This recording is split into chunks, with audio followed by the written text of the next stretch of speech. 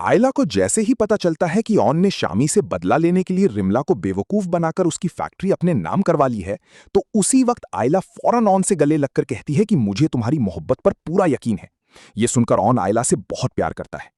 अगले दिन शामी और रिमला का वलीमा होता है और जैसे ही शामी को पता चलता है कि रिमला की फैक्ट्री ऑन के नाम हो गई है, तो उसी वक्त शामी सबके सामने रिमला से कहता है, मैं तुम्हें तलाक देता हूं। ये सुनकर रिमला फौरन फारूक और उर्फा को शामी का आयला को प्रेग्नेंट करने का राज बताने वाली होती है कि उसी वक्त शामी फौरन रिमला के सिर पर पिस्टल मार देता है और रिमला बेहोश हो जाती है।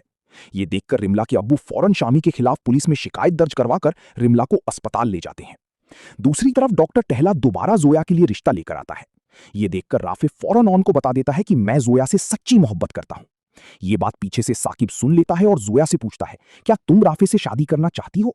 तो उसी वक्त जोया साकिब को बताती है, मुझे कबूल है। ये सुनकर साकिब फौरन बीजान से कहकर जोया और राफे की शादी की तैयारी करता है और फौरन मौलवी साहब को बुला लेता है। दूसरी तरफ जैसे ही रिमला को अस्पताल में होश आता है, तो वो फौरन पुलिस को अपने साथ लेकर शामी के घर पहुंच जाती है और सामने मौलवी साहब जोया और राफे का निकाह करवा रहे होते हैं। उसी वक्त रिमला सबको बता देती है कि आयला को प्रेग्नेंट शामी ने किया था। ये सुनते ही फारूक शामी को बहुत ज्यादा मारता है और उसे अपनी प्रॉपर्टी से बेदखल कर देता है। इस पर शामी फौरन आयला के कदमों में गिरकर कहता है, मैंने तुम्हारे साथ जो किया था मुझे उसकी सजा मिल रही है। ये देखकर आयला शामी के मुंह पर थप्पड़ मारती है। ये सब देखकर साकिब आयला से माफी मांगता है और उसी वक्त पुलिस शामी को रिमला पर जानलेवा हमला करने की केस में गिरफ्तार कर लेती है। इस पर फारूक गुस्से में आकर उर्फा को तलाक दे देता है।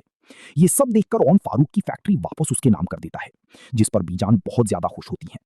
जोया और राफे की निकाह के बाद उनकी रुखसती करवा दी जाती है और राफे जोया को अपने घर ले जाकर उसे हीरे की अंगूठी गिफ्ट करता है। अचानक उसी वक्त राफे की मोबाइल पर ऑन की कॉल आती है और वो कहता है, आयला की तबीयत खराब हो गई है, इसलिए राफे तुम फौरन साकिब और शमसा को अस्पताल लेकर आओ। दूसरी तरफ डॉक्टर ऑन को बताता है कि आयला को खून की जरूरत है। उसी वक्त ऑन अपना खून आयला को डोनेट कर देता है और उसी वक्त वहां राफे के साथ साकिब और शमसा भी पहुंच जाते हैं। डॉक्टर ऑन को खुशखबरी सुनाता है कि आयला प्रेग्नेंट है। ये सुनकर साकिब और शमसा ऑन को मुबारकबाद देती हैं। उसी वक्त ऑन फौरन आयला के कमरे में जाता है और कहता है, तुमने मुझे जिंदगी की सबसे बड़ी खुशखबरी दी है। और दोस्तों, अगर आप भी इस ड्रामा की आगे की प्रेडिक्शन सबसे पहले देखना चाहते हैं तो हमारी चैनल को लाइक, सब्सक्राइब और शेयर जरूर